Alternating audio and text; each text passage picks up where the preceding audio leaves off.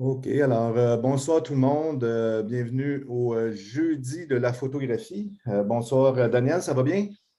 Ça va très bien, François. Toi? Oui, ça va très bien, merci. Malheureusement, notre ami Gaëtan n'est pas avec nous ce soir, mais on l'aime quand même, puis on pense à lui beaucoup, hein.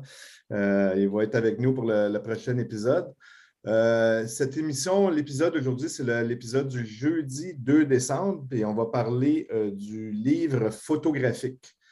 L'émission va durer 1 heure. Elle va être est présentement diffusée en direct sur Facebook, sur la page des Jeudis de la photographie. N'hésitez pas à partager avec vos amis si ça vous le dit. Et aussi, l'émission est enregistrée en ce moment et sera diffusée plus tard sur YouTube, là, sur notre chaîne YouTube, les Jeudis de la photographie. Quand vous vous loguez en Zoom, vos micros sont éteints. Je vous demanderai de les garder éteints. Mais si vous avez une question, n'hésitez pas à poser votre question dans le chat et je vais m'occuper là, pour relayer la question à nos invités ce soir. Puis aussi, regardez le chat parce qu'il va y avoir des fois peut-être des informations là, complémentaires là, par rapport à nos invités. Daniel, comment ça va? Ça va très bien, François. Oui, Très bien. passez une bonne Alors, en fin de semaine. journée pour moi, en début de journée pour toi, compte tenu que tu es à Beijing, en Chine. Oui, effectivement. Moi, je suis live de Beijing en Chine. Il est 8 heures du matin pour moi. Là, fait que je suis en train de boire mon petit café. Mais pour vous, c'est jeudi soir, donc vous êtes hier. Fait que, comme je dis la blague tout le temps, là, si vous voulez savoir les résultats de la loterie, vous pouvez me donner un 10 à la vente, je vais vous le dire. Mais Euh, François, je te trouve assez bon de te lever très tôt comme ça pour pouvoir participer à nos jeudis de la photographie. Surtout que je sais que tu as un horaire, un emploi du temps assez chargé. ouais, Donc, mais pour grandir moi, un peu à gauche, à droite, photographiquement parlant, là, tu sembles avoir une vie assez active. oui, je suis pas mal actif, là. Je ne m'ennuie pas ici, il y a beaucoup de choses à faire, mais tu sais, Daniel, on a commencé ça les jeudis, ça va faire presque 2 ans. Non, 1 an? Oui, on a commencé en pleine pandémie, à une époque où les gens n'avaient pas le droit de se voir du Ouais, tout. On était en confinement, tout le monde.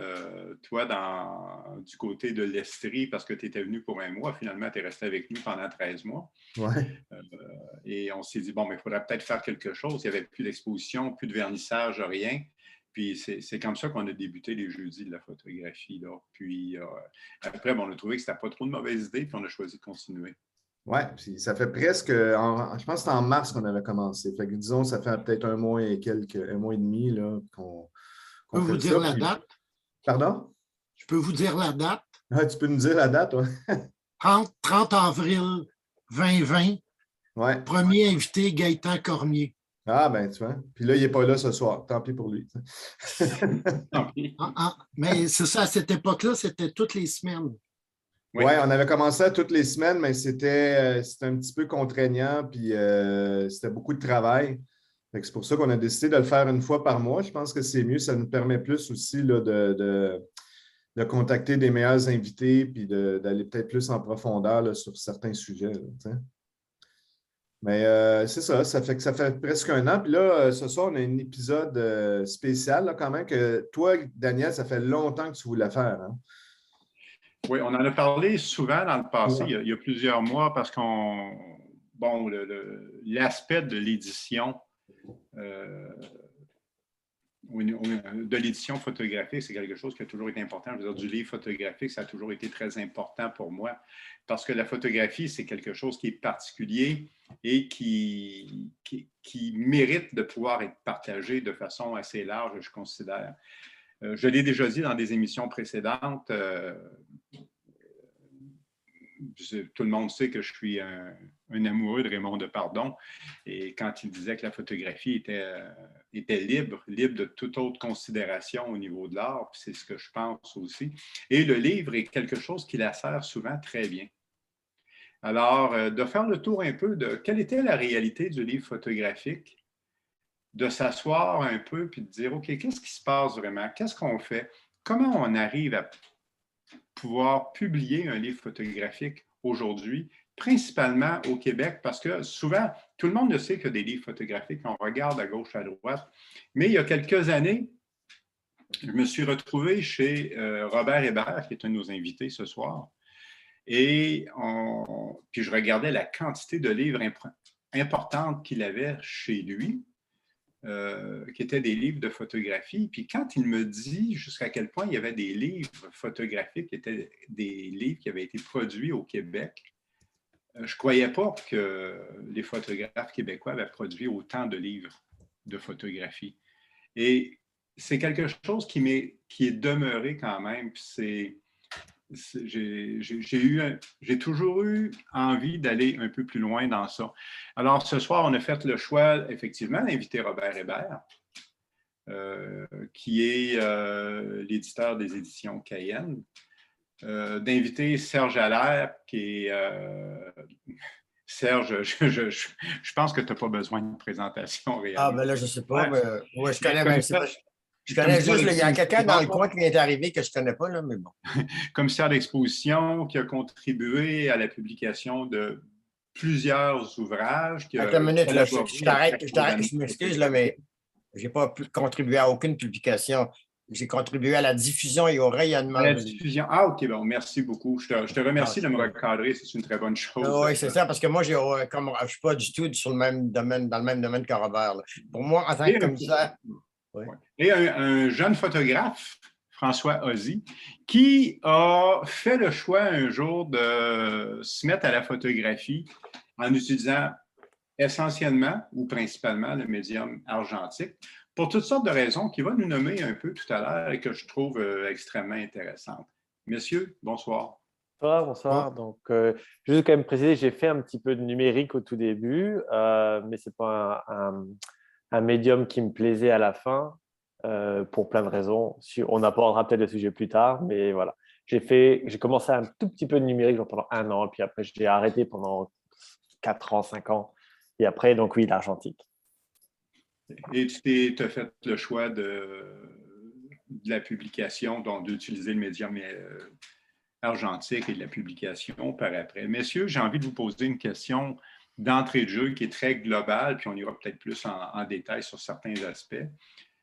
Comment ça va, l'édition du livre photographique d'auteur au Québec en 2021? Est-ce qu'on peut dire que c'est en santé? Comment ça se passe? Et là, je vous passe la parole. Alors, au premier de répondre. Ben, moi, je fais toujours un décompte parce qu'il ne faut pas oublier que les éditions Cayenne, ça fait partie d'un projet qui est beaucoup plus gros, qui s'appelle le Centre de documentation sur la photographie. Puis dans ce cadre-là, ben, c'est des bases de données sur les livres photos, notamment ma collection, mais aussi à peu près tout ce que j'ai pu trouver ou que je trouve encore sur le livre photographique québécois.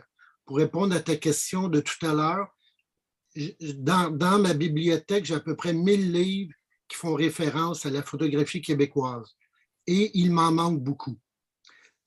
Ça, c'est comme en introduction. On fait à peu près une trentaine de livres de photos par année au Québec, ce qui est relativement bien. C'est évidemment c'est éditions Cayenne, les éditions du Renard, c'est d'autres aussi petites maisons d'édition. C'est aussi les grandes maisons d'édition qui en font 1 ou 2, comme les éditions Cardinal. Il y a aussi les centres d'artistes comme Vue. Il y a aussi, évidemment, l'autoproduction qui est de plus en plus présente. Mais ça, c'est un autre niveau de difficulté pour les photographes. Oui, dont on va parler un peu plus tard. Alors, une trentaine de livres par année. Tu me dis qu'il y a environ 1000 livres de photographie qui ont été produits au Québec au cours des dernières Par des Québécois. Par des Québécois. Par des Québécois. Ils ne sont pas nécessairement imprimés ici, ni comme Linda Ruttenberg a fait des livres qui ont été produits à San Francisco. Puis il y a d'autres photographes québécois aussi qui travaillent avec des maisons allemandes ou françaises pour publier leurs livres. Mais... Produits par des auteurs photographes québécois. Oui. OK. Et qui vivent toujours ici? Ben, ça, on ne le sait pas, là. OK. La plupart, oui. Mais c'est ça, moi, je parle depuis le début de la photo en 1839, là. Donc, moi, je compte tout, là. OK. Il n'y a pas de livre photographique au Québec en 1839, là. Non, non, mais je parle à partir du début de la photo. OK. Le premier Dans l'histoire livre, de la photographie. Serge Ouais. Allaire, qui, justement, a pris des livres sous son aile et les a présentés à différents moments. La réalité La réalité, l'état de santé du livre photographique québécois. je devrais peut-être situer un peu mes préoccupations. Ça a commencé. Alors, j'ai enseigné l'histoire de la photographie au département d'histoire de l'UQAM et je me suis toujours intéressé aux livres photographiques dans les grands classiques, là, comme je peux nommer Walker Evans, Robert Frank, William Klein, etc. J'ai toujours accordé beaucoup de place dans au moins 6 heures sur une session de 15 cours, au moins 2 à 3 cours aux livres photographiques. Parce que j'enseignais l'histoire de la photographie documentaire, donc voilà. Mais en tant que commissaire, là, c'est une autre chose. Mon intérêt pour le livre photographique d'ici a commencé en 2015 aux rencontres de la photographie. Les rencontres avaient organisé une table ronde en 2015. On était 4 participants, puis on nous confiait chacun une thématique. Et moi, on m'avait demandé de réfléchir sur les rapports entre le livre photographique et l'exposition. Comment justifier un livre par rapport à une exposition, par exemple. Et j'ai réalisé à ce moment-là, parce que pour avoir beaucoup voyagé, qu'on en était au Québec, à Montréal, on va dire, à la 14e édition du mois de la photo à l'époque. Et puis, il n'y avait jamais eu aucune manifestation publique sur le livre photo. Alors, là, c'est comme j'ai eu l'élimination de ma vie là, en Gaspésie, autour de la Terre, en me disant hey, il faut faire quelque chose, il faut convaincre Momenta ou le mois de la photo de consacrer un volet au livre photographique parce que toutes les manifestations internationales, j'en ai vu à Berlin, en Espagne, en Italie, et il y a toujours un volet. Ici, pas du tout. Alors, j'ai pris, pas le contrôle, mais j'ai pris l'initiative de vouloir travailler, comme je te disais tout à l'heure, à la diffusion et au rayonnement du livre photographique. Donc, depuis 2015, à tous les ans, j'organise un événement et j'ai, avec mes contacts en France notamment, et là, je travaille peut-être en Chine avec François, mais je suis allé souvent organiser des expos à Paris, dans des grands festivals à Paris, et on a toujours eu des succès parce que on emportait jusqu'à 100 livres. Là, on emportait 3-4 exemplaires, 5 par livre. On vendait la moitié. Donc, ça veut dire que le livre québécois intéresse, en tout cas, le public français, ça, c'est sûr. Quel est l'état?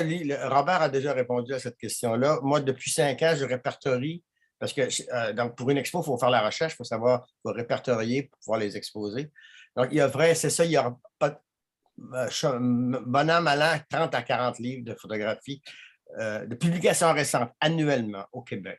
Ce qui, je pense, comme disait Robert, est relativement en bonne santé. Là-dessus, il y a des livres, comme Robert l'a dit, qui sont de beaucoup de photographes qui vont chercher un éditeur en Europe. Kerrer Verlag, il y a eu Loco à Paris. Alors, on ne va pas faire le tour des maisons d'édition, mais il y a beaucoup de photographes pour une raison très simple, et ça, c'est moins bonne santé. C'est que l'édition, le défi que pose le livre photographique, la publication du livre photographique, c'est la diffusion et la distribution. Alors, Robert pourra toujours en parler de ces défis en ces termes-là. Mais c'est la raison pour laquelle, principalement, les photographes vont aller en Europe, parce que Kerrer Verlag va assurer une distribution. Ici, il n'y a pas... Tu m'arrêtes, Robert, si je dis des conneries, mais je ne pense pas qu'il y ait un seul éditeur qui a une vraie distribution à l'extérieur des limites du Québec ou même du Canada. Parce que là, il faudrait aussi parler des rapports entre le Québec et le reste du Canada, c'est qu'il y a déjà un autre problème. Mais bon, les photographes, je peux en nommer, là, ils sont quand même, c'est Happy Few, là, mais il y a quand même, je ne sais pas quoi, je peux les nommer. Michel Campeau, Serge Clément, récemment, Anne-Marie Proulx à Québec a publié chez Loco. Alors, ces gens-là, en Europe, assurent la distribution, ce qui n'est pas le cas ici. C'est vraiment le défi et la difficulté. Les éditeurs ici, à part les 2 spécialistes là, du livre photo, Robert et Louis Perrault, mais voyons, j'ai perdu le fil de ma pensée déjà. J'en ai trop à dire là-dessus. Et donc, voilà. OK, dans ce que je me disais, les éditeurs sont frileux parce que le livre photo, ce n'est pas un objet de marché qui est très fort. Donc, il y a les livres, ça s'en va au pilon à un moment donné. Donc, les éditeurs d'ici, ceux qui en ont publié refusent plus ou moins maintenant, je n'ai pas en tête les noms des maisons, là, mais refusent parce que pour eux autres, ce n'est pas une occasion d'affaires. Donc, s'ils vendent 2500 livres par année, puis ils en ont fait une édition de 500 ou 1000, bon, ben, le reste, ça s'en va en solderie ou au pilon. Fait que c'est le nerf de la guerre pour la publication ici. Donc, les photographes doivent vraiment se débrouiller. Et l'autre problème, c'est le soutien financier. Au calque, il n'y a pas vraiment de catégorie qui permet à un photographe d'aller se loger là pour demander une subvention. Parce que le calque subventionne les monographies, c'est-à-dire des livres. Et là, il faudrait s'entendre sur ce que c'est qu'un livre photo déjà. Mais avec beaucoup de textes, des présentations. On s'entend pour dire, Serge, ce soir, que ce dont on parle principalement aussi, on parle du livre photographique d'auteur. Exactement. Parce que moi, c'est ça. Bien, on m'a reproché d'être trop restrictif quand j'organise des expos, d'être trop restrictif dans mes choix. Je devrais prendre en considération les monographies. Je refuse, sauf cette année, je l'ai fait exceptionnellement. Mais pour moi, un livre photographique, comme tu dis très bien, c'est la question du livre d'auteur. Et c'est axé sur un projet photographique. On ne fait pas des rétrospectives d'un travail de photographe. On travaille sur un seul projet qui s'est étalé sur 1 an, 2 ans, 3 ans, peu importe. Mais moi, j'ai eu des problèmes avec des gens de la communauté que là, je ne nommerai pas, mais je me suis fait rentrer dedans, mais pas à peu près, parce que j'étais trop restrictif dans mes choix. Mais pour moi, j'ai fait aussi, à travers ça, dans ma mission de diffusion et rayonnement, on m'a accordé des résidences de recherche chez Artex. On m'a demandé chez Artex, par exemple, de faire l'inventaire. Il était fait de l'inventaire, mais de reconsidérer les livres photographiques-là, puis d'isoler dans leur collection ce qui relevait du livre photographique. Et là, Artex a créé, avec moi en collaboration, mais on a créé une rubrique en bibliothéconomie, le livre photographique. Alors, si vous avez chez Artex, vous faites livre photographique, vous allez sortir tous les livres photographiques de la collection ou alors photobook en anglais. J'ai eu une résidence de plusieurs mois, 3 mois. À Artex, ça a duré 5 mois, c'est long, passer à travers toute la collection de livres de photos. Et je l'ai eu à l'Institut canadien de la photographie, je pense maintenant qu'il est mort de sa belle mort. Mais j'ai passé 4 mois à Ottawa à passer en revue la collection des livres photos, à isoler ce qui relevait d'une livre. Parce qu'il me fallait une définition avec des paramètres. J'ai au moins 5-6 paramètres que je considère à chaque fois. Et donc, maintenant, s'ils l'ont fait, je ne sais pas trop. Mais je sais que moi, j'ai mis un rapport avec une bibliographie de 500 livres photographiques dans la collection de la bibliothèque du Musée des Beaux-Arts du Canada. Alors, mais là, ça pose un problème. Je ne l'ai pas encore abordé, le problème de définition. De donner les donner un paramètre, c'est question d'un auteur.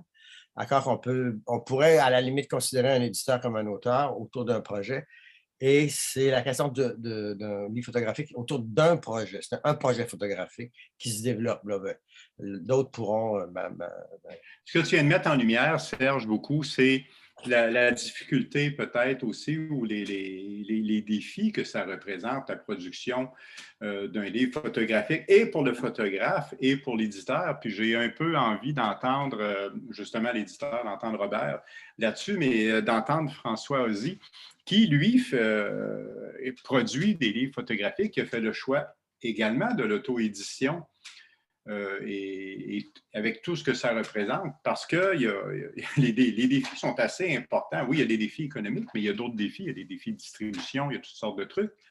Alors, mais qu'est-ce que ça représente, François Ozzie? De faire son propre livre. Je dirais que quand j'ai commencé à faire de la photo, je m'étais toujours dit, c'est bien de les avoir en numérique scanné ou même un tirage, mais je voulais partir d'un projet et puis je partais au début sur l'idée, ça pourrait être bien de l'avoir en papier parce que toujours il y a un peu le rappel qu'on ne fait plus beaucoup, c'est un peu l'album photo, l'album familial photo, des choses qui commencent à disparaître ou qui n'existent même plus. Et en fait, après 1 an à peu près à Montréal, je m'étais dit, ça pourrait être marrant de faire qu'est-ce que j'ai fait en photo pendant 1 an à Montréal. C'est un peu le sujet bateau, etc. etc. Mais finalement, ce n'est pas un sujet où je m'en suis plus ou moins bien dépatouillé. Donc, en fait, je suis parti sur des publications sur des villes. Donc, mes premières publications papier étaient des journaux de ville. C'est des journaux photos, donc format journal avec des photos que j'ai fait dans différentes villes. J'ai commencé par New York. Ensuite, j'ai fait Paris parce que je travaillais là-bas avant. Puis, bien sûr, Montréal, etc., etc. Donc, j'ai commencé par des petites publications. C'est 12 pages à peu près, 16 pages, un truc comme ça, de photos sans texte, sans rien, mais sur des tout petits projets. J'ai préféré commencer par petits projets et ensuite voir plus grand aussi parce que financièrement, des petits projets. Alors, pourquoi le papier journal? C'est parce que c'est un format qui est assez grand, mais qui ne coûte pas très cher. Parce que ça m'embêtait de. Je voyais beaucoup de gens qui faisaient des petits fanzines, des choses comme ça, ou des petits zines. Et en fait, c'était toujours des très petits formats parce que ça coûte très cher à produire. Et ça m'embêtait de montrer des photos où on pouvait les voir presque plus grands sur son téléphone. Donc, je trouvais ça dommage. Donc, je me suis dit, qu'est-ce qui est un grand format et pas très cher? Donc, j'ai pensé au papier journal. Surtout qu'en plus, le premier que j'ai fait était New York. Donc, New Alors, York, le on a début envie de de ton faire édition photographique, c'était sur papier journal. Exactement, c'est ça. Donc, c'est rigolo, c'est que tout le monde m'a dit, mais pourquoi tu as fait ça sur du journal? On pense toujours la belle photo, ça va être sur du beau papier, épais, brillant ou semi-mat. Non, moi, je fais directement sur du papier journal. En plus, ça réagit à la lumière. Donc, si on laisse ce journal vivre, il va changer de couleur, il va jaunir ou il ne va pas jaunir à certains endroits. Donc, moi, j'adore ça. J'aime le fait que ça vive, que ce soit que le livre soit un objet qui vive, soit une matière qui vive. Et je trouve ça super intéressant. Et en fait, après, j'ai continué. J'avais été sélectionné pour la foire du livre d'art à Montréal. Et là, j'ai eu le syndrome de l'imposteur parce que je venais qu'avec des journaux photos. Et j'avais pas de livre. Donc, je me dis, bah, mince, il faudrait peut-être que je vienne qu'avec un livre. Et c'est là que je me suis décidé, bon, bah, on va regarder comment on fait un livre.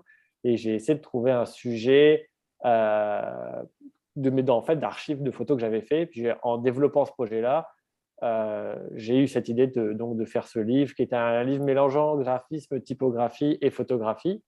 Et en fait, je me suis dit, ben, j'ai un mois pour faire tout ce livre-là, donc je n'ai pas le temps d'aller envoyer chez un imprimeur, tout tester, donc j'ai tout fait moi-même. Je suis allé voir un imprimeur aussi juste pour imprimer les feuilles, j'ai coupé les feuilles moi-même, j'ai plié les feuilles, j'ai tout relié à la main. Et c'est comme ça que je me suis dit, ben voilà, je fais mon propre livre. J'en ai fait une trentaine.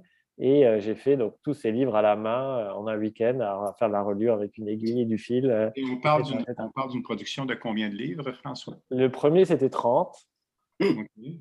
30 livres. Et là, le dernier que je suis en train de faire, c'est 70. Et tu as réussi à dormir pendant ce week-end, malgré tout? Pardon? Pendant ce week-end-là où tu as produit et tu as préparé ces livres-là, tu as réussi à dormir? Oui, oui, oui. Bon, je dormis. C'était juste que le dimanche, je voulais juste me tuer parce que j'en avais marre de faire 1000 fois la même chose, à relier et à coudre des livres. Mais, je veux dire que c'est beau la jeunesse. mais ouais, après un week-end, c'était un peu long. Voilà. J'ai envie de te demander à ce moment-là, qu'est-ce qui a fait que tu as fait le choix de tout faire comme ça toi-même et non de te retourner vers un éditeur ou quelqu'un qui aurait pu produire le produit final, au fond? Je pense qu'il y a deux raisons. Un, je suis un peu. En fait, je viens du graphisme à la base, plus du film d'animation, mais j'ai eu quand même une formation de graphiste. Et je pense que, si j'avais travaillé avec un éditeur, l'éditeur m'aurait haï parce que j'aurais été l'homme le plus chiant du monde, parce que j'aurais voulu que ce soit tout parfait. Donc, quitte à ce que je veux que ce soit tout parfait, autant le faire moi-même. Et c'était aussi, à l'époque, vu que j'avais un mois pour tout faire, autant la mise en page que l'impression, que le test et la reliure. Passer par un éditeur, ça aurait pris beaucoup plus de temps, ce qui est normal. Donc, je me suis dit, bah, écoute, on va se serrer les coudes et puis on va faire tout ça tout seul comme un grand, quoi. OK. Excuse-moi, mais il me semble que tu oublies un critère. Il y avait des raisons économiques. Tu n'avais pas le budget. Avais-tu le budget pour payer un éditeur, payer tout ça? J'aurais pu, c'est pas une question de. En gros, moi, je ne vis pas de la photo. Alors, je vous dis tout de suite, moi, je ne vis pas de ça. Moi, j'ai un métier à côté. Donc, c'est pas une question tant économique. J'aurais pu le faire. Et en fait, ce qui me gêne le plus, c'est pas le temps que j'aurais dû payer, mais c'est plus le fait de rendre le livre accessible. Et en le faisant moi-même, je me facture pas mon temps. Je facture, en gros, comment je marche. C'est je prends les coûts que ça me coûte. Je multiplie par 2 pour me dire, au moins, si je prends la moitié, je me suis payé. Et puis voilà, c'est comme ça. Donc, ça me permet d'avoir des livres à des prix abordables. J'ai toujours eu le problème, c'est pas un problème, c'est juste un avis. Je trouve ça dommage que l'art soit des fois plus on va dire, achetable ou abordable aux gens qui gagnent bien leur vie. Accessible. Voilà, accessible, ce qui est dommage. Donc là, moi, le but, c'est de rendre la chose la plus accessible possible. Comme les journaux, c'était un matériau super accessible. Donc n'importe qui pouvait se payer. C'était le prix d'une bière, hein, on ne va pas se mentir. Donc les gens pouvaient se payer un journal en série limitée, avec des grands tirages, en belle impression. Et je trouvais ça intéressant qu'on veut s'acheter n'importe quel tirage. Si vous regardez un peu pareil photo ou des événements comme ça, le prix d'un tirage qui est une copie d'un grand maître, ça se compte en milliers. Et je parle en euros. Donc, c'est dommage, je trouve, qu'on ne puisse pas accéder à rendre ça accessible à tout le monde. Surtout que la photo a été l'un des arts qui a rendu l'art accessible à tout le monde. N'importe qui pouvait faire de la photo. Oui. Mais si tu abordes une question aussi, le prix du livre photographique. Pour avoir discuté avec beaucoup de photographes, pour que leur livre reste accessible, on dit que le prix moyen d'un livre ne devrait pas excéder 50 $. 49,99 on va dire. Tout à fait. Effectivement, Serge, ce que tu dis là est réel parce que j'ai souvent entendu des collègues photographes qui ont dit bon, ben, oui, pour pouvoir produire mon livre, il faudrait peut-être que je le vende à tel prix. Et je connais des gens qui ont fait le choix de vendre leur livre à perte. D'ailleurs, Oui. le coût de production de base et qui ont fait tout ce processus-là et qui ont fait eux-mêmes leur processus de distribution. Et là, on se retrouve avec une autre réalité. Parce que il y a des gens qui me disaient dernièrement, bon, bien, OK, quand on regarde dans tout le processus, et je crois que c'est Louis Perrault qui me disait ça, dans tout le processus, bien, il y a quelqu'un qui... Il n'y a pas grand monde qui fait tellement d'argent dans ça. Alors, le photographe a de la misère à faire des sous, l'éditeur a de la misère à faire des sous, et c'est cette réalité-là jusqu'au bout, et pourtant, on continue à le faire. Alors, il y a des enjeux qui sont assez importants au niveau de la production du livre photographique et au niveau de la distribution par après, puis la distribution appartient souvent beaucoup à l'éditeur. Peut-être que Robert peut nous en parler un peu des enjeux au niveau de la Est-ce que tu me permets de dire quelque chose là? Tout à fait. Parce que, dans ce que tu viens de dire, c'est-à-dire que le photographe est généralement à perte, personnellement. Et Jeffrey James, un des grands noms ici de l'histoire de la photographie au Canada, il me disait dans une discussion, comme on en a tous, que pour lui, publier un livre photographique, c'était une carte de visite. Il acceptait d'emblée de perdre de l'argent, mais il acceptait de perdre de l'argent, mais pour lui, c'était une question de diffusion. C'était son nom circule comme une carte. Parce que tu es en train de répondre à ma dernière question. OK. On y reviendra. Mais retiens ça. Oui. Robert Hébert. C'est moi.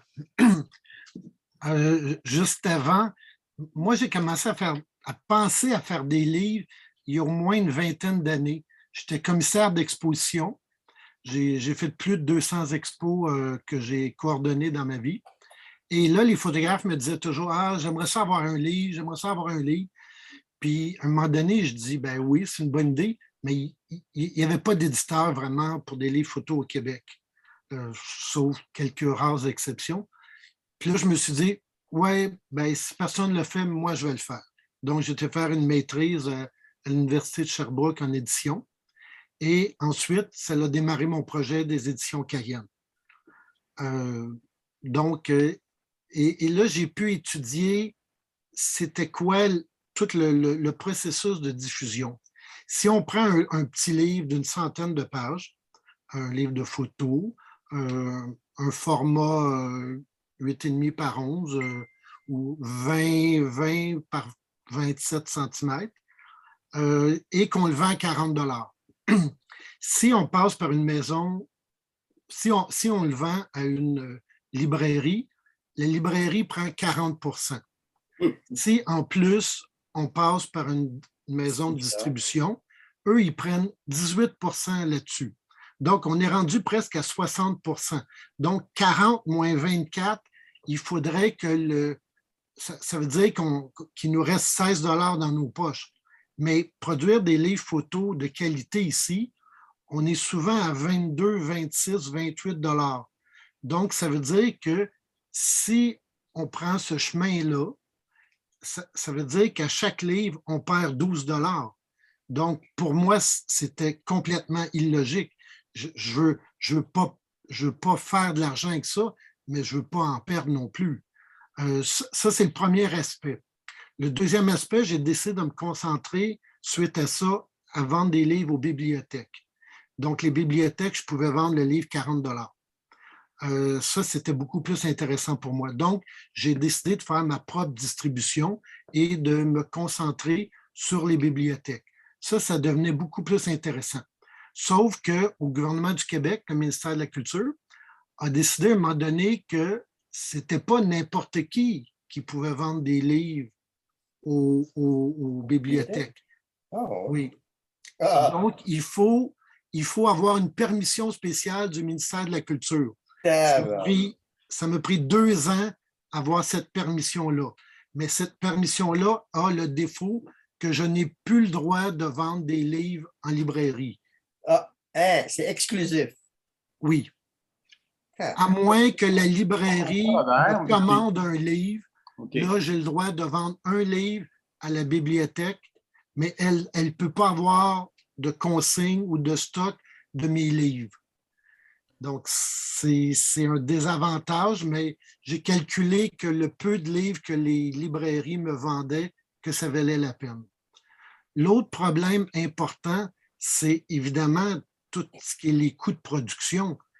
Faire un beau livre coûte 20, 25, 30, 40 $ des fois, là.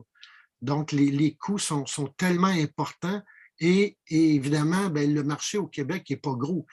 Si on vend 400 livres de photos d'un titre, là, c'est fantastique. Mais la plupart du temps, on va imprimer à 150, 200, 300 copies. À moins qu'on fasse affaire avec le Conseil des arts et des lettres du Québec. Là, dans ce temps-là, eux, normalement, ils préfèrent 400 copies. Et pour avoir la subvention, il faut que ce soit évidemment une monographie, mais aussi une monographie anthologique. Donc, ça doit parler du parcours du photographe. Et ça, c'est la condition sine qua non. Pour les jeunes photographes, ça devient très difficile pour le jeune photographe. Impossible. Qui n'a pas déjà une feuille de route assez importante de pouvoir publier. C'est impossible. Excuse-moi, là, je trouve ça scandaleux ce que tu viens de nous raconter à propos de la distribution des livres, mais ça veut dire que le calque ne soutient financièrement que un parcours, moi j'appelle une monographie rétrospective. Et en plus, ils vont te restreindre dans la vente. Je veux dire, c'est une nuisance publique. Non, mais ça, c'est pas le calque. Ça, c'est le ministère de la Culture. Ah oui, mais bon, en tout cas, on s'entend. La main droite et la main gauche. La main droite et la main gauche, mais quand même, on va dire, tout globalement, étant donné que le calque fait partie du ministère de la Culture, c'est un obstacle majeur. C'est un obstacle. C'est pire que ce que je pensais. Moi, je comprends que le ministère de la Culture veut protéger les librairies, mais pour les petits éditeurs, c'est l'enfer. L'autre problème avec le ministère de la Culture, c'est les subventions. Il n'y a aucun petit éditeur québécois qui peut avoir de subventions. Parce que le ministère de la Culture, pour te subventionner, il faut que tu payes le livre au complet. Il faut que l'éditeur finance le livre au complet. Le coût de production, tu veux dire complet? Tout. Sauf que pour un petit éditeur, les coûts sont trop importants. Donc, comme moi, puis comme tous les autres éditeurs, c'est des frais partagés. Et ça, ce n'est pas acceptable pour le ministère de la Culture. Robert, c'est un autre problème. Quand tu parles de coût de production, c'est une question qu'on a d'une auditrice. Est-ce que tu disais, bon, ça peut aller jusqu'à 40 $ pour la production d'un beau livre photographique. Est-ce que ce sont les coûts globaux de la production du livre dont on inclut à ce moment-là le graphisme et tout ça qui tourne autour? OK. Le graphisme coûte à peu près la moitié des coûts du livre. On parle de 20 à 25 $ la page pour le graphisme. Excuse-moi, mais... Et ensuite, l'autre partie des coûts, c'est l'imprimerie. Et ensuite, évidemment, si on est vraiment soigneux, on va faire réviser les textes, traduire les textes, ou faire écrire les textes Et dans les coûts de production, avant ça, ben, il y a souvent droits les d'auteur. scans, tous ces frais-là. Là. Donc, il y a beaucoup, beaucoup, beaucoup de frais. Puis ensuite, ben, c'est le plaisir d'aller faire le colporteur et de vendre les livres. François Ozzy qui fait le choix de s'auto-éditer et de s'auto-distribuer, si je ne me trompe pas. Ouais, moi Comment tu réagis au propos de Robert? Non, mais je comprends, je sais que c'est super compliqué et ça l'a toujours été. Que ce soit j'ai des amis en France qui font pareil, qui font aussi des livres, qui essayent de contacter des éditeurs, c'est tout aussi compliqué. Pas exactement les mêmes problématiques, mais la résultante est la même. Et c'est pour ça que j'en viens à en fait, beaucoup de jeunes photographes que je suis maintenant, soit presque tous s'autopublient ou font ce qu'on appelle des campagnes de financement participatif, qui sont en gros un moyen de se dire on produit pas trop de stock en trop. On se dit, bah alors je fais ma campagne. S'il y a 100 livres de commandés, 50 livres, on les produit. Puis ça finance en fait la production. Et en fait, c'est déjà l'acheteur qui achète en avance en partie du livre. Et c'est pour commencer à préfinancer la production. Parce que c'est vrai que, comme le dit Robert, c'est extrêmement cher, que ce soit le graphisme, l'impression, la reliure, etc., etc. C'est extrêmement cher. Moi, je suis parti d'un point de vue où je fais tout moi-même, donc c'est très fait à la maison, DIY, où c'est sûr que moi, l'impression, bah oui, je vais imprimer chez un imprimeur, mais c'est la seule étape où je ne sais pas moi qui l'a fait, tout le reste. Et c'est justement pour réduire tous ces coûts, parce que, par exemple, sur mon dernier livre, j'ai juste fait faire la reliure, la couverture. Bah, c'est sûr que c'est déjà un coût par livre, c'est un coût à chaque fois. Donc, que moi, j'encaisse. Et que, voilà, et même justement pour financer mon dernier livre, j'ai fait des précommandes, par exemple, pour en financer une partie. Et c'est vrai que pour la distribution, bah, le moyen maintenant de nos jours, c'est Internet. Et pour parler plus pour Montréal, parce que moi, je vis à Montréal, c'est compliqué, c'est qu'on n'a pas tant d'endroits où on pourrait déposer nos livres, soit des magasins ou des associations ou des groupes. Il y a quelques groupes Internet où justement, il y a des groupes Internet de livres photographiques sur Facebook où là, les gens proposent leurs livres, leurs zines, etc., etc. Et je pense que c'est un moyen de vendre. Je sais que Gaëtan, par exemple, l'a fait aussi. Mais je veux dire, nos livres ne sont jamais disponibles en boutique, en librairie ou même dans des magasins de photos, par exemple. Donc, c'est sûr que la diffusion est un gros problème et on est obligé de passer par les réseaux sociaux qui sont une bonne chose, mais qui est dommageable parce que les gens, ils vont commander sans vraiment voir et toucher. Alors que je pense que le livre qui est un objet, on a envie de l'avoir dans ses mains, le feuilleter, et c'est dommage que là, les gens, ils achètent en espérant que ce soit ce qu'ils espèrent, quoi. Ça Moi, je peux m'amène, intervenir si vous là. me permettez, j'ai une question, parce que moi, je voudrais juste intervenir ici, puis je vais peut-être passer pour un hérétique là, dans la discussion. Moi, j'ai publié un livre avec Robert aux éditions Cayenne, mais depuis ce temps-là, j'ai publié 2 autres livres, dont un que Daniel a d'ailleurs fait la préface, puis c'est en format numérique sur Internet. Mes livres sont disponibles sur Internet en format numérique. J'ai eu plusieurs personnes qui m'ont acheté des copies, et ceux qui veulent, comme t'expliquais François, ceux qui veulent une copie physique peuvent aussi se commander une copie physique. Et j'ai eu plusieurs achats comme ça. Tu sais. Puis pour moi, personnellement, ça a été intéressant parce que tout ce que ça m'a coûté, c'est mon prix de production quand moi j'ai travaillé sur mon ordinateur et tout ça. Je me suis servi énormément des réseaux sociaux pour faire la promotion de mon livre, puis j'ai quand même réussi à faire. Tu sais, j'ai un livre, là, j'ai peut-être comme 60 copies qui ont été vendues, là, tu sais, que pour moi, je suis rentré dans mon argent là, quelque part. Tu sais. Je ne vous entends pas parler de livres numériques, puis moi, je suis quelqu'un qui est très numérique, là. Puis je voudrais avoir votre opinion là-dessus. Moi, le problème, c'est que, on en a parlé un tout petit peu avant, c'est que pour moi, le livre, c'est avant tout un objet. Et moi, j'ai justement choisi de faire de la publication, même de la photo argentique, c'est pour quitter ma tête de l'écran. Donc, pour moi, c'était une finalité, c'est d'avoir un livre, d'avoir un tirage. Et aussi, une photo numérique, on peut zoomer, dézoomer dedans. Tu ne donnes plus tant la dimension que tu as envie de donner à une photo. Une photo imprimée en 16 par 20 ou en 4 par 5, tu vas pas avoir le même rapport à la. Non, mais je suis d'accord avec toi. Puis Donc, il y a avec rien, le il y a rien numérique, qui tu me fait le plus perds avec ça, plaisir, en fait. là, de- Mais tu vois, le numérique, c'est que tu le perds, donc tu ne sais plus vraiment c'était quoi le format du livre. Comme je te disais tout à l'heure sur les journaux, tu sais, il n'y a plus vraiment de la dimension que tu as envie de toi, en tant qu'auteur, lui donner, vu que les gens peuvent zoomer dans ton image. Après, c'est mon point de vue, et puis c'est peut-être pas partagé. Tu vois, toi, tu t'en fiches que les gens voient la photo en petit ou en grand, ou ils la regardent en numérique sur leur téléphone ou sur leur écran 16 par 20 à la maison. Mais pour moi, c'est quand je fais un choix de mettre la photo à cette taille-là, c'est parce que je veux que les gens, soit ils s'approchent, soit ils reculent, soit ils doivent reculer parce que c'est trop grand, enfin c'est très grand. Je veux donner cette impression, je veux que la personne joue avec le livre et soit en mouvement avec. Donc Ah, ben, après, tu vois, c'est moi, mon point de vue. mon opinion, c'est que je veux donner à la personne le choix de jouer avec ma photo dans le numérique. Pour toi, François, le livre est un objet concret, c'est ce que je comprends. Oui, exactement. Et puis, même dans mes livres, je peux en montrer un peu. Là, c'est qu'il y a des doubles pages qui se déplient, il y a du rythme, j'essaie de donner du rythme. Même mon deuxième livre que j'ai publié, c'est un livre qui est relié de chaque côté, en fonction du côté où on enlève la reliure. Le livre va commencer, il va avoir une mise en page différente, par exemple. Donc, il n'y a pas de numérotation de page. Donc, ça rend un peu l'objet unique et ludique. Donc, je trouve ça super intéressant. Même, je vais montrer quelques images comme ça, c'est parce que sinon, c'est un peu très Mais est-ce abstrait. qu'un livre, il faut que ce soit physique ou un livre de numérique?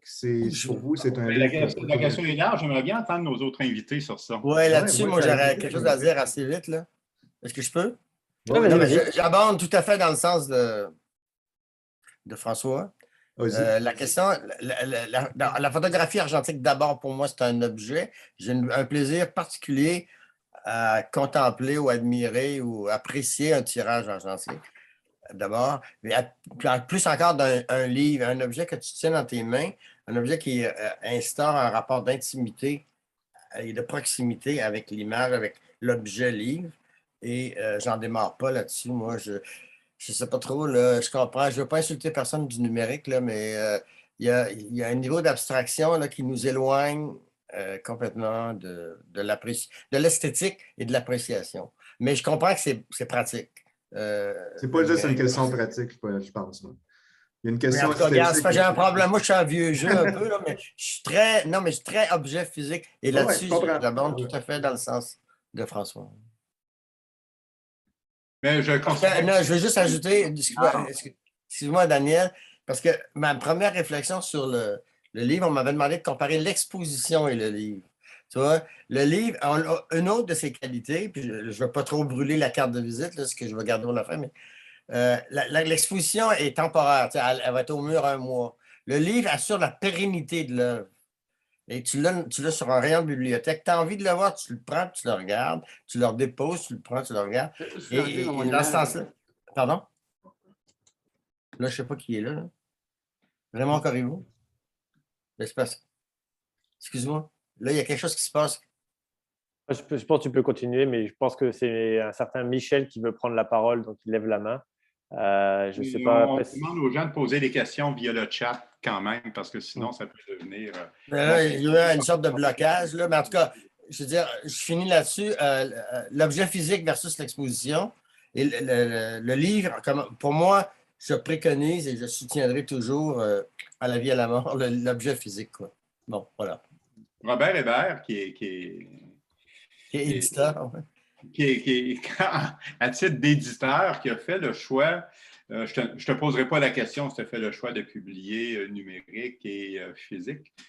Je connais déjà la réponse. Je sais que la publication de tes livres est essentiellement physique. Ce n'est que ça. Ton opinion? Pardon? Ce n'est que ça. Ce n'est que ça. Et ton opinion sur le livre numérique? Bien, je voulais revenir un petit peu en arrière sur ce qu'a dit Serge tout à l'heure. C'est le livre physique ou numérique, c'est une carte de visite.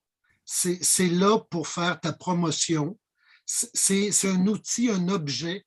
C'est un objet, le livre, c'est un objet. Moi aussi, je suis d'accord avec François et Serge, et qui est intéressant à feuilleter puis à regarder comment l'agencement s'est fait, comment le déroulement des images se produit. Ça, cet aspect-là du livre, c'est super important pour moi. j'ai déjà vu beaucoup de livres numériques et je ne sens pas la même chose. Je retrouve l'information, ça, je trouve ça intéressant. Je vois des livres, des choses de photographes que je ne connais pas en Europe ou ailleurs. Puis ça, je trouve ça intéressant. Mais au niveau de l'objet, je trouve que c'est plus intéressant de travailler sur l'objet physique du livre. Donc, moi aussi, je vais rester avec l'objet. Et moi, j'apprécie ça beaucoup. Et c'est vrai que c'est tout le lien entre l'exposition et le livre et la bibliothèque personnelle. Et tout cet aspect-là est intéressant. Puis ensuite, c'est la promotion. Est-ce qu'on peut utiliser le livre pour vendre des photos, pour donner des conférences, pour être une introduction, pour être accepté dans une galerie? C'est tout ça. Ou faire voyager ces images autrement. Les livres de Cayenne se retrouvent en Europe, se retrouvent aux États-Unis, dans des grandes bibliothèques, parce que je les envoie là pour la diffusion, pour que ces grandes bibliothèques-là puissent connaître ce qui se fait ici. Là, bientôt, il va y avoir un nouveau musée de la photographie qui va ouvrir en Suisse, à Lausanne, Photo Élysée, et je vais envoyer des livres de Cayenne dans ce musée-là. Donc, mon but, c'est aussi de montrer ce que les photographes québécois font ici et un peu partout dans le monde. Ça l'aide-tu? Et puis là, tu nous parles de la distribution, puis ça vient un peu à... J'admets, je partage tout à fait votre opinion personnellement au niveau de l'objet comme tel, parce que, bon, moi, je vais acheter un livre, qu'importe que ce soit un livre photographique ou autre, et je suis sûr qu'il y a bien des gens qui vont se reconnaître dans ça. Je vais avoir tendance, je vais prendre le livre, je vais l'ouvrir, puis je vais le sentir. C'est un objet. Ça sent bon, un livre qui sort de l'impression. Tout à fait. Alors, il y a ça, mais en même temps, le propos de François Nadeau est des plus intéressants parce que, je considère qu'il est complémentaire à ce que tu viens de dire, Robert, il y a quand même quelque chose qui fait l'objet d'une carte de visite et les moyens que l'on prend pour être capable d'aller rejoindre les gens et pour pouvoir diffuser ce qu'on fait comme travail, de pouvoir diffuser notre travail photographique comme photographe, peuvent être extrêmement variés. Puis, je pense que le livre numérique est aussi un outil potentiel. Mais maintenant, je pense que ça appartient à chacun. Et j'en viens un peu à ma question parce qu'on parle un peu des enjeux de distribution. On voit que ce n'est pas simple. Robert en a parlé avant que je puisse poser la question. Alors aujourd'hui, on est en 2021, bientôt 2022 d'ailleurs, et avec plus de 1000 livres photographiques d'auteurs produits par des photographes québécois. Puis je suis assez content de voir qu'il existe beaucoup de choses. Pourquoi on produit un livre photographique aujourd'hui? Pourquoi les photographes font le choix de produire un livre photographique? Et je pose la question au commissaire, je pose la question à l'éditeur et je pose la question au photographe, bien sûr. Une jeune photographe. Le commissaire peut répondre tout de suite parce que ça a été l'origine de mes interventions en tant que commissaire sur le livre photo. J'ai eu à réfléchir. On m'a demandé de réfléchir sur le rapport entre l'exposition et le livre. Et je pense que la première chose qui est sortie de là, puis des photographes qui sont d'accord avec ça, c'est que le livre assure la pérennité. L'exposition est un phénomène temporaire. Il va être sur les... OK, il est temporaire. 1 mois, 2 mois. Monter une exposition, demande à n'importe quel photographe combien ça coûte, monter une exposition, même une petite avec 25-30 photos. Le photographe doit tout payer. Il y a très peu de soutien financier. Moi, j'entends les photographes dire que ça coûte 10, 15, jusqu'à 20 000 monter une expo. Payer les encadrements, payer toute la dimension physique de l'exposition. Pour le même prix, entre 15 et 20 000, tu publies un livre. Robert parle de 40 pièces du livre. Moi, je le connais plus sur le budget total. Combien ça coûte à un photographe de publier un livre? C'est 15-20 000 pièces. C'est le même prix qu'une expo. Alors, le livre a l'avantage d'assurer la pérennité du livre. Comme je l'ai dit tout à l'heure, ton livre, c'est un objet de proximité. C'est un objet d'amour, en fait. Tu le prends, tu le regardes, tu peux feuilleter, tu peux sauter une page, 2 pages, tu vas du début à la fin. Alors, tu as un rapport et il y a toute la question de la narrativité. C'est long. L'expérience esthétique d'un livre photographique, pour moi, c'était toujours un défi. Ça s'est imprégné par l'atmosphère, la narrativité, le récit. Et donc, voilà, c'est ça, c'est la pérennité du cassure. Et là, tu ne veux pas que j'en parle maintenant, mais l'idée de la carte de visite, ce que Robert disait. Ah non, mais là, c'est le temps, Serge, d'en parler. Ah, c'est le temps. Bon, ben voilà, alors je reviens avec mon anecdote avec Jeffrey James qui me disait, c'était dans des funérailles, en fait, il n'y a pas de place, il n'y a pas de bonne place pour discuter du livre photo. Et c'est les funérailles de Pierre Godard, entre autres. Et il disait que pour lui, il acceptait d'emblée de perdre de l'argent. Parce que la raison première du livre, c'était sa carte de visite. Comme Robert l'a dit, le livre, ça permet une diffusion de son œuvre à grande échelle, comme Robert le dit, dans toutes sortes de bibliothèques du monde. Et voilà, donc pour moi, le livre, comme objet physique, c'est ça. J'ai une question ici de Diane Poirier qui demande à Robert, livre envoyé en bibliothèque en Europe gracieusement ou vendu? Les deux. Les deux, mais souvent gracieusement. OK. Parce que dans mon modèle d'affaires, il y a une partie des livres qui me reviennent et pour faire de la promo ou pour vendre. Et souvent, j'utilise ces livres-là pour faire de la promo, pour m'introduire dans des bibliothèques, des musées de la photographie à travers le monde. OK. Puis j'ai un monsieur Michel ici, je pense qu'il va se reconnaître. Vous avez une question à poser, monsieur Michel? On vous écoute. C'est Michel Lessard. Ouais. Oui. Est-ce que vous m'entendez? Oui, on vous entend. Ah, okay. Michel Lessard, Dieu du ciel. Oui. Alors, le monde est petit. Je veux saluer Serge Allaire, avec qui j'ai déjà été associé à un beau projet de livre. Et je veux surtout saluer mon ami Robert Hébert, qui est d'une générosité et qui est un éditeur exceptionnel. C'est une chance que nous l'avons avec les éditions Cayenne. Je connais Robert de longue date, finalement. J'essaie de le nourrir du mieux que je peux en faisant la promotion de ses livres un petit peu partout.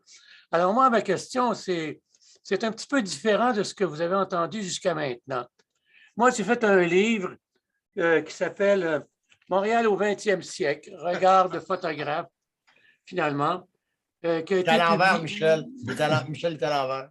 Il est à l'envers. Il est à l'envers, bon. Alors, je me reconnais, tu vois ce que je veux dire? Cet ouvrage, je l'ai fait à l'UQAM et il a été édité aux Éditions de l'Homme, Montréal au 20e siècle, regard de photographe. Serge Allaire est un professeur qui a participé, mais il y a également Jean Lauzon, qui était étudiant au doctorat à ce moment-là, plus 3 étudiants de maîtrise. Cet ouvrage a été tiré à 5000 exemplaires. C'est un ouvrage à 100 $, je ne me souviens pas du prix. Il a 60, Michel, 60. 60? Bon. Ouais. Alors, il en reste quelques copies, je te dirais. Bon, il en reste donc quelques copies. C'est un ouvrage, finalement, qui a donc connu un très beau succès. Je pense aussi à un gars comme Claudel Huot, qui a travaillé aux Éditions de l'Homme, qui est photographe à Québec, qui a produit plusieurs ouvrages sur la ville de Québec, finalement, et qui a tiré à 3, 4, 5 000 exemplaires les 3, 4, 5 livres qu'il a fait, finalement.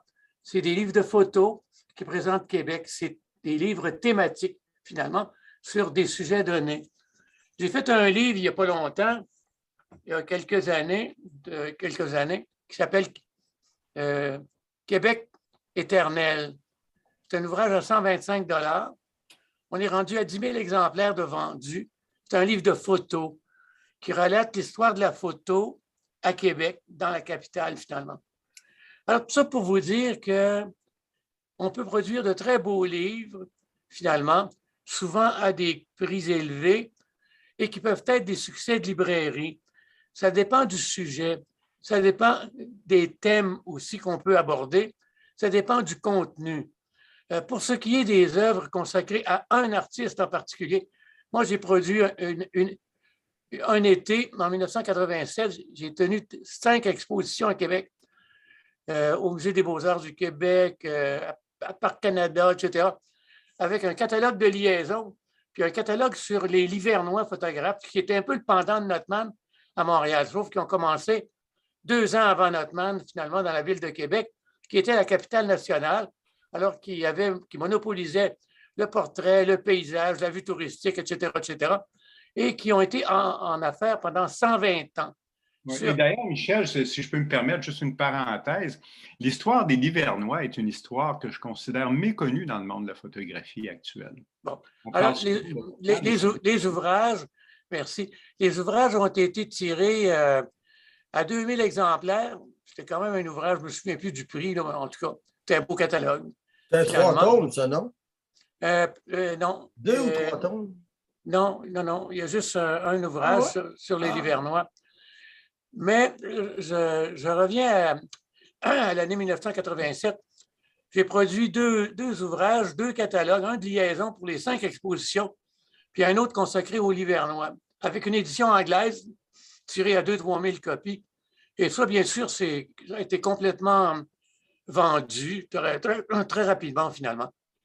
Alors, tout ça pour vous dire que, à mon point de vue, il n'y a rien qui remplace le livre photographique. Je viens de faire la préface d'un livre de Guy Glorieux et finalement, j'ai vu son matériel. Je connais les publications des éditions Cayenne, j'en ai plusieurs, finalement. Et quand je prends ces livres dans leur coffret, j'ai l'impression de transporter la lumière et l'histoire d'un thème, d'un artiste. Quand j'ai Guy Glorieux dans mes mains, finalement, comme album des éditions Cayenne, j'ai l'impression de transporter Montréal dans les 20 dernières années avec sa technique du sténopé et avec son type d'image. J'ai l'impression de porter la lumière de Montréal en plein 21e siècle, finalement. Il n'y a rien qui remplace ça. Absolument rien. Et ça, c'est dans un coffret. Et quand je l'ouvre, c'est incroyable ce qu'il y a comme merveille à l'intérieur de cette publication-là. Et c'est vrai pour tous les photographes qui me présentent dont je feuillette finalement les œuvres. Quand j'ouvre le coffret des éditions Cayenne et que je regarde un de ces portraits, un de ces projets-là, j'ai l'impression de découvrir des merveilles finalement qui sont enchâssées entre 2 couvertures et insérées dans un coffret. C'est la lumière, c'est le temps, c'est la créativité, c'est 1000 choses que rien ne remplace finalement. Alors, je voulais juste vous témoigner de cette réalité-là, qui est bien différente de ce dont vous parlez depuis tout à l'heure, finalement. Voilà. Michel Dessart, merci pour ton intervention. Puis, doublement merci. J'avais suggéré à Guy Glorieux, il y a quelque temps, de justement communiquer avec toi pour la préface de son livre. Je ne savais pas que tu avais accepté. Tu viens de me l'apprendre. J'en suis très heureux. Et le livre va paraître bientôt, d'ailleurs. Oui, effectivement, d'ailleurs. Et, messieurs, je voudrais ajouter quelque chose. Oui, puis je vais vous laisser la parole, un mot de la fin à chacun, mais c'était difficile de faire le tour de ce sujet-là qui est très vaste. Puis ma question d'entrée de jeu était de quoi a l'air l'état de santé du livre photographique d'auteurs québécois aujourd'hui en 2021-2022 qui commence. Je ne ferai pas de synthèse sur la réponse. Je pense que tout le monde a sa réponse sur ça, malgré tous les enjeux que ça représente. Je vous laisse la parole, le mot de la fin à chacun de vous 3. Robert. Bien, un aspect que je trouve important quand on fait un livre, c'est un moment d'arrêt. C'est un moment où on peut se permettre de réfléchir à notre travail et de le présenter aux autres. Je trouve cet aspect-là du livre très, très important. Donc, avec l'aide de gens qui écrivent des textes, soit nous, soit d'autres, ça nous permet d'amorcer une nouvelle étape sur notre production. Donc, on montre où on est rendu et c'est une carte de visite. Ça nous ouvre des portes et c'est une étape dans notre cheminement culturel. Puis je voulais aussi vous dire, Guy Glorieux a déjà publié avec les éditions Cayenne, mais le prochain titre, malheureusement, n'est pas avec nous. mais je suis certain que ça va être un très bon livre aussi. Voilà. Merci, Serge Allaire. OK. On garde le jeune pour la fin. Non, mais j'avais pris une note tout à l'heure justement à propos de François. François a abordé un aspect sur lequel on a glissé. On a parlé beaucoup d'autopublication, mais on n'a pas parlé d'autofinancement. Ça, c'est dans le domaine de l'édition. C'est une pratique qui se fait, probablement tu es au courant, mais aussi en Europe fréquemment. Donc, la prépublication, les photographes vont développer différentes stratégies pour l'autofinancement. Donc, la prépublication, on va vendre un tirage. Je sais que Linda Ruthenberg m'avait conté une fois, un jour, son livre sur la Gaspésie. Comment elle a financé son livre? C'est qu'elle a comment on fait ça? Donc, elle a vendu des tirages, donc pour faire un profit, et c'est les profits de la vente de ces tirages ont servi à financer le livre. Mais ici au Québec, on dirait, je ne sais pas pourquoi, c'est beaucoup de travail quand même, l'autofinancement. Les gens résistent. J'ai vu très peu d'autofinancement ici au Québec. Je ne sais pas, Robert, toi, François, est-ce que tu as vu ça, de l'autofinancement? Aux éditions Cayenne, il y en a eu plusieurs. Ouais, moi, j'ai notamment fait avec un François autofinancement. Nadeau, Ouais. avec Geneviève Thibault. Plusieurs de nos livres, il y a eu de l'autofinancement. Ah ouais? Oui, oui.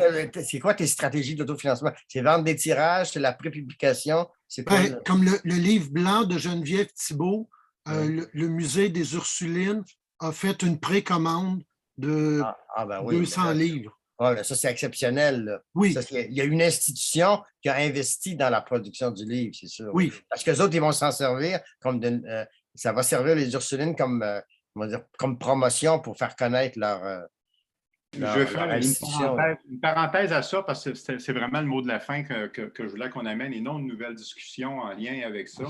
Mais c'est le choix que François Nadeau a fait, effectivement, pour l'autofinancement. C'est le choix que j'ai fait aussi pour Errance en 2016, que j'ai publié chez Cayenne également.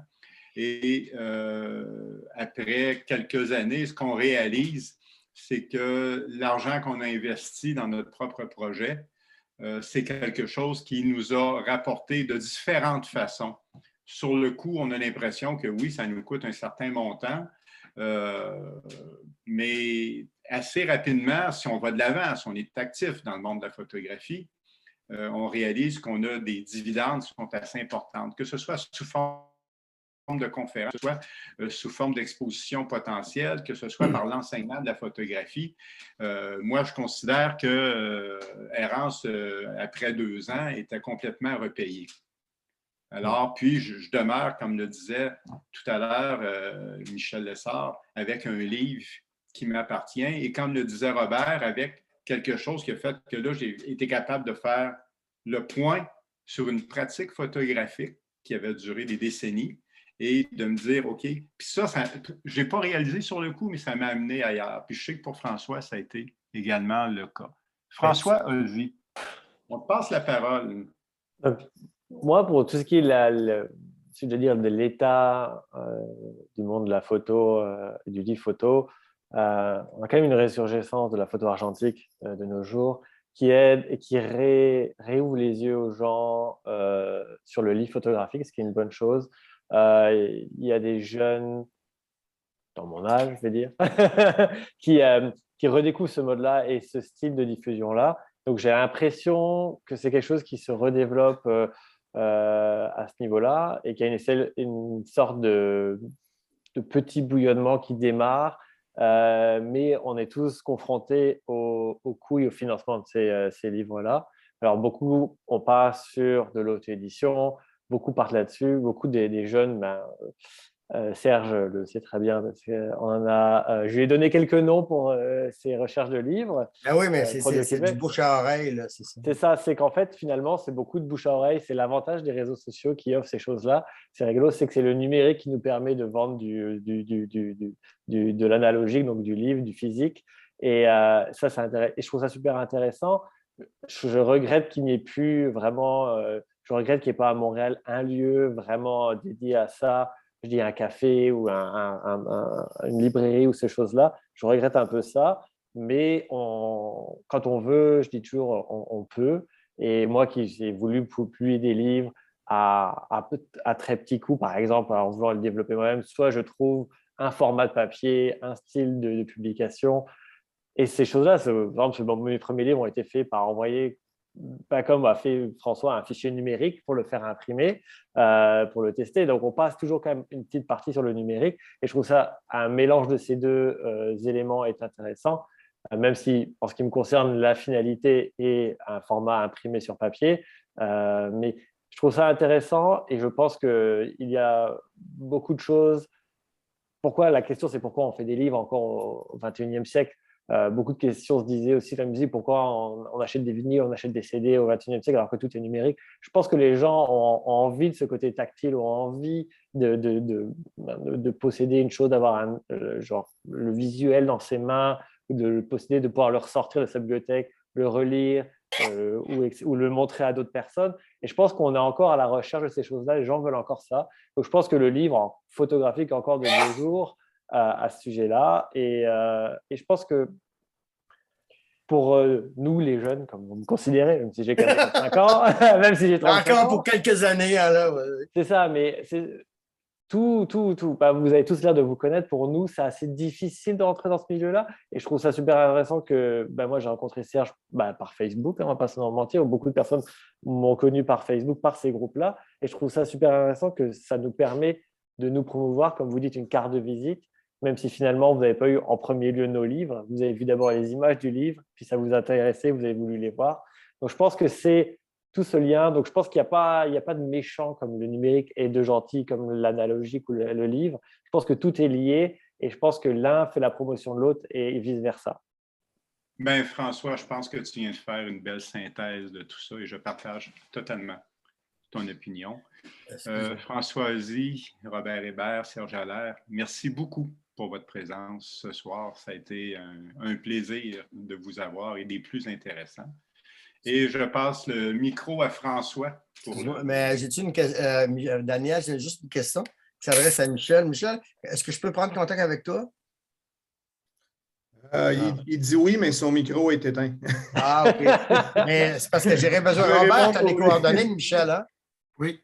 On peut te les donner après. Oui, on va se donner les coordonnées. Ben, je vous remercie tout le monde. Moi c'est un sujet qui m'intéressait beaucoup. Je veux juste faire un petit commentaire rapidement.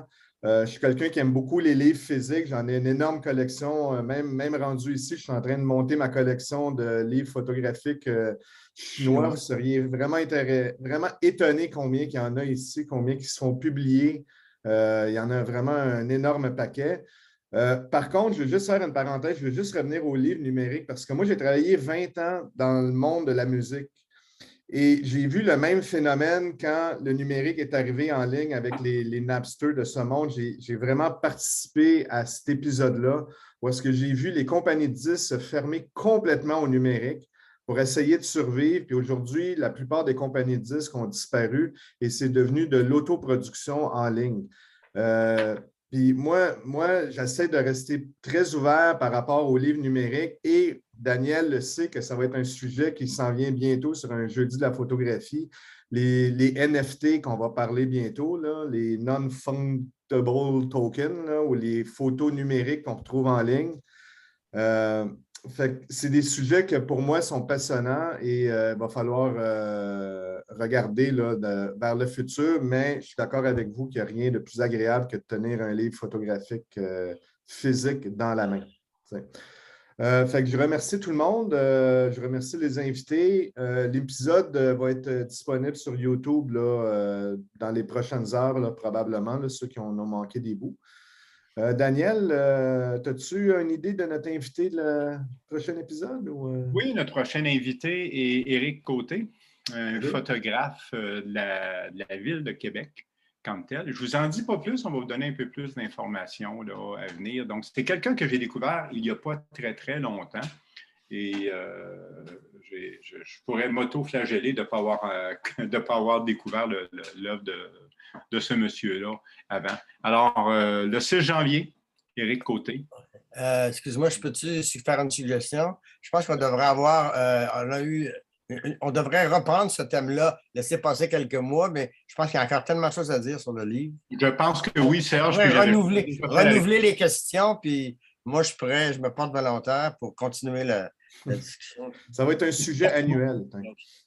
annuelle, bon, c'est parfait. Bonne soirée à tout le monde. Merci. revoir. Bonne Hey, ça a été soirée. très agréable. Merci à tout le monde d'avoir Merci de participé. l'invitation, Daniel et François. OK, on se reparle. Bienvenue. Bye bye tout le monde. Au revoir.